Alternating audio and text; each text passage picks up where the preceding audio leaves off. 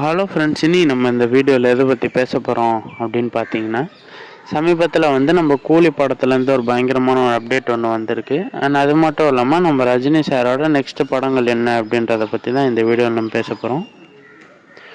So வீடியோவை கடைசி வரைக்கும் பாருங்கள். அண்ட் இப்போ தான் நம்ம சேனலில் புதுசாக பார்க்குறீங்க அப்படின்னா மறக்காமல் நம்ம சேனலில் சப்ஸ்கிரைப் பண்ணிக்கோங்க. அண்ட் வாங்க வீடியோக்குள்ளே போகலாம்.